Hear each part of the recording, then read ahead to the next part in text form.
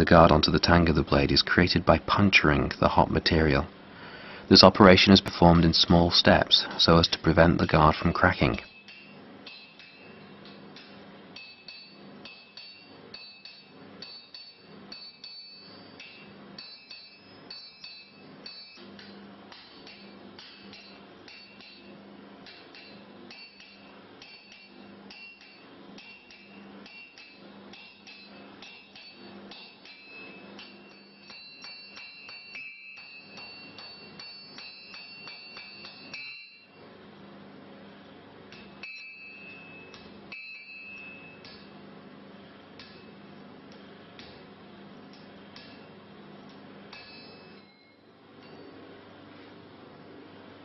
After puncturing, the semi-finished guard is irregularly shaped and the sides of the guard swollen at the position of the slot. This needs to be rectified and the semi-finished product brought back to the desired shape.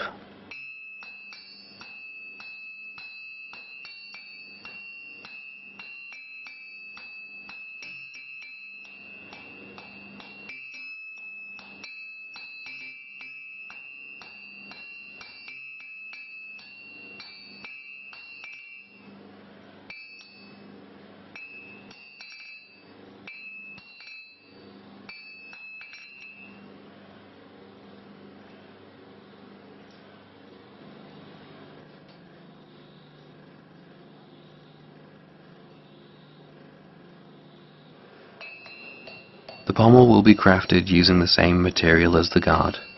By forging, we will only be able to give the pommel a very rough shape, only remotely resembling a finished pommel. A more elaborate shape and appearance will be given by using files.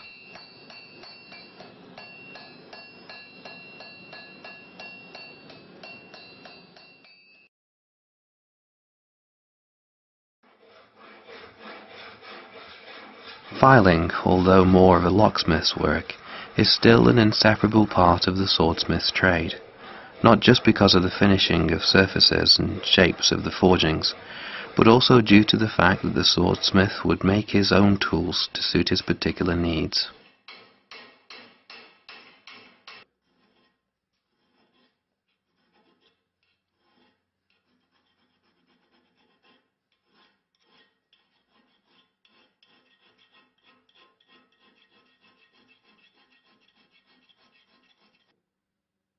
The pommel of our sword consists of two parts, exactly as in an original sword.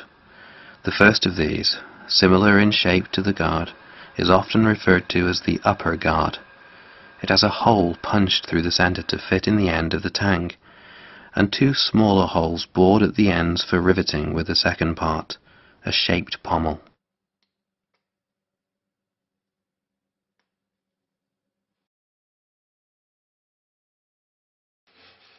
The surface is finished, like the blade itself, by polishing with sandpaper.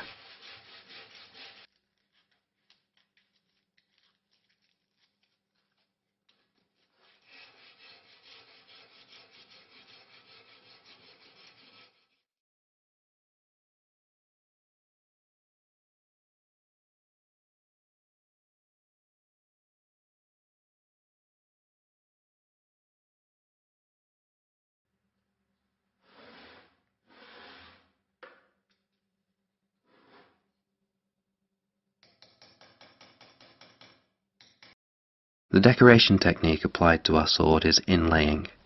It spread to Europe from ancient Mesopotamia and was a common feature in the centuries to come. Let us first take a look at the principles of this technique of decoration.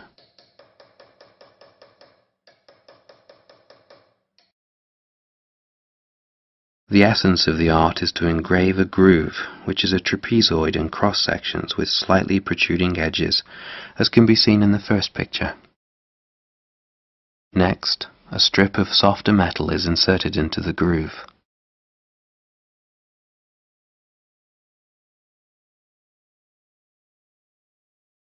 Using a tool called a driver, the strip is beaten to fit the groove.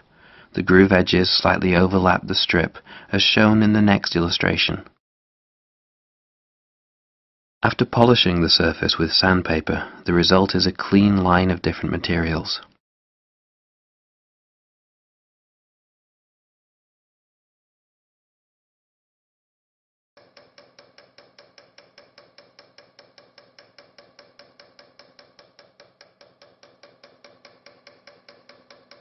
Engraving into welded iron is harder work than one might expect. This is caused by some imperfectly welded metal layers, also found in original weapons that we had examined. The standard and extent of decoration brings us even closer to the historical execution.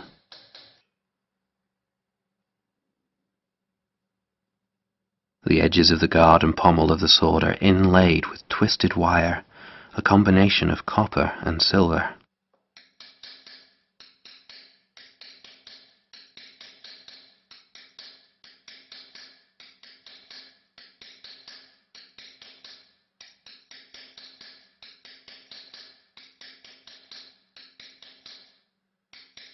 The two-colored twisted wire is used intentionally so that, after it has been beaten in and polished with sandpaper, we are left with a hatch design on the edges of the guard and the pommel.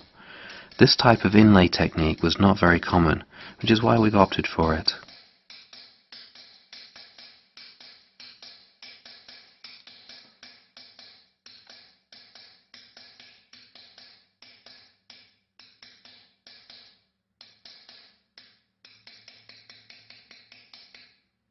It should also be noted that inlaying is the only technique able to produce a hatch design using a combination of different metals.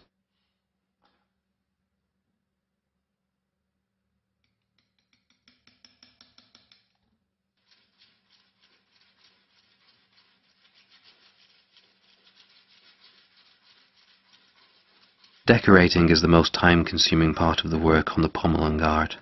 Just the laying out and engraving of the grooves, which is to set the strips of non-ferrous metals, takes many hours. The groove cannot be engraved at once. One needs to patiently repeat the engraving each time, making it deeper and deeper.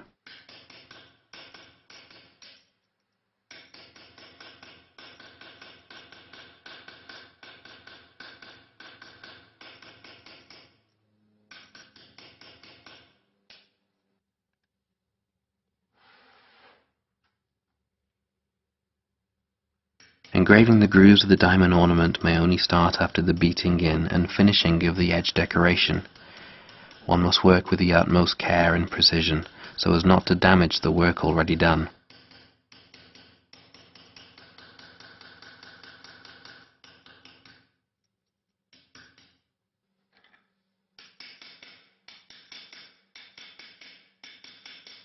The strips of brass set in the engraved diamonds, one after the other, are to replace gold.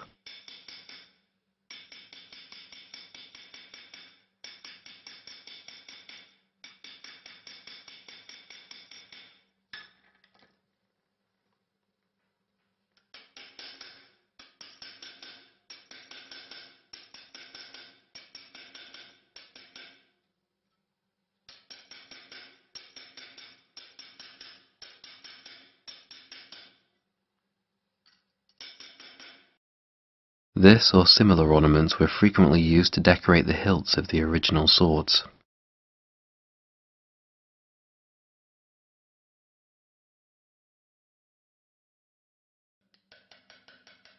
Further decoration consists in denting sections of the surface of the guard and pommel using a tool with a blunt tip. The grainier surface sets off the inlaid lines very effectively.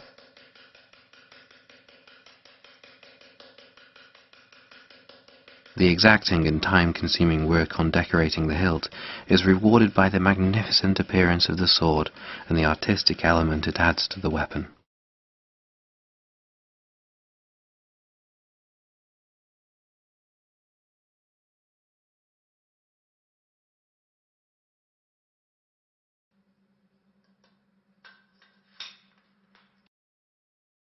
No sword would be complete without an appropriately shaped grip, enabling one to firmly hold and wield the weapon.